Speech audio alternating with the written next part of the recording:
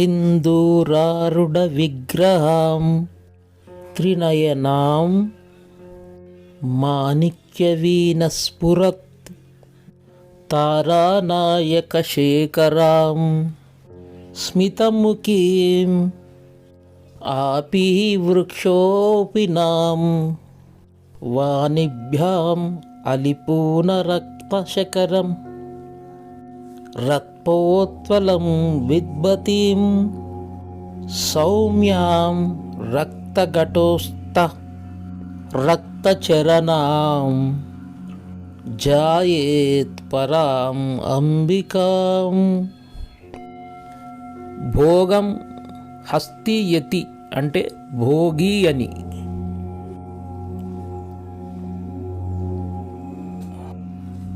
భోగం అంటే పడగ, భోగం ఎత్తింది అంటే భోగి. భోగి అంటే పాము అని అర్థం. ఆదిశేషుడు వాసుకి అందరినీ కూడా భోగి అంటారు. ఎందుకంటే వారి అందరి దగ్గర పడగలు ఉన్నాయి కనుక.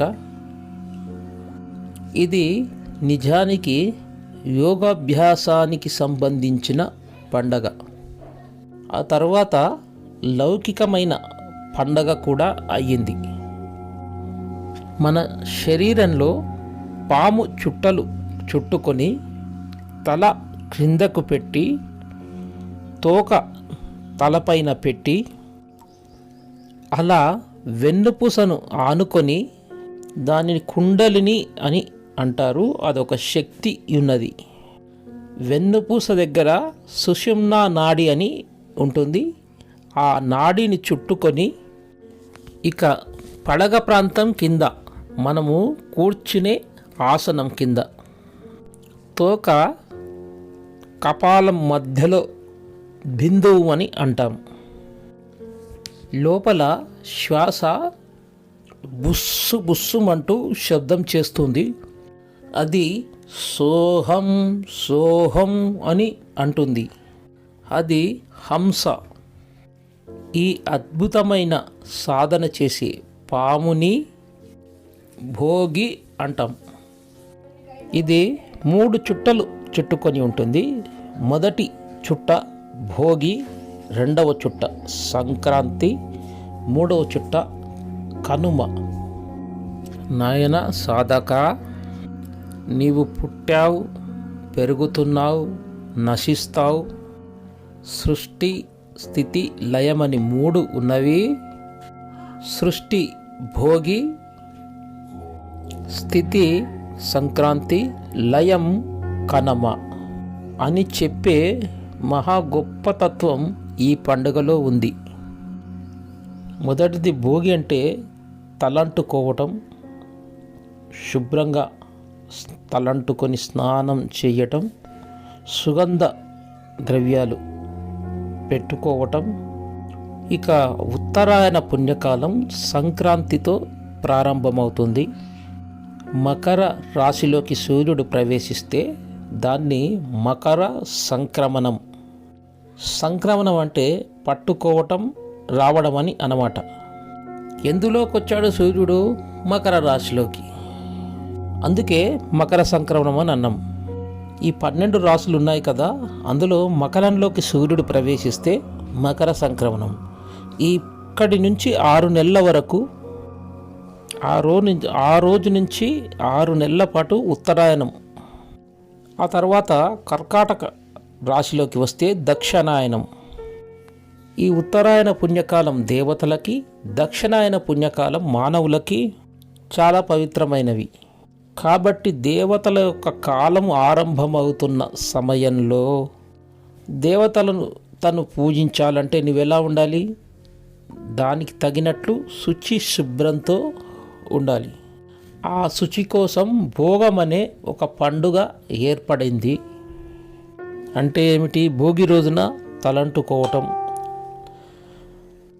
ఒళ్ళంతా మాలిన్యాల్ని పిండితో శుభ్రపరచుకోవటం, ధ్యానం ద్వారా కుళ్ళు కుతంత్రం కుట్ర ఈ ధ్యానం ద్వారా బయటకు పంపించటం, శుభ్రపరిచిన తర్వాత ఉత్తరాయణ పుణ్యకాలంలో దేవతలకు సందర్శించటానికి వీలుగా పవిత్రంగా మార్చుకోవటమే భోగి. భోగి అంటే దేవతల సందర్శనం కోసం శరీరాన్ని సిద్ధంగా ఉంచుకోవటమని. ఈరోజు కుంకుడుకాయ పులుసుతో మాత్రమే తలంటుకోవాలి. ఇక భోగి పండుగ నాడు మొట్టమొదటిగా సూర్యుని ఆరాధించాలి. సూర్య భగవానుడు ఈనాటి వరకు దక్షిణాయనంలో ఉండి ఉత్తరానికి వస్తున్నాడు. ఇక్కడి నుంచి మనకు జ్ఞానం ఇస్తాడు. జ్ఞాపక శక్తి బాగా పెరగాలంటే భోగినాడు సూర్య భగవాన్ని తప్పకుండా పూజించాలి. మనం స్నానానంతరం మంట వేసుకుని కూర్చొని ఇంట్లోకి వెళ్ళిన తర్వాత అప్పుడు పాయసం కానీ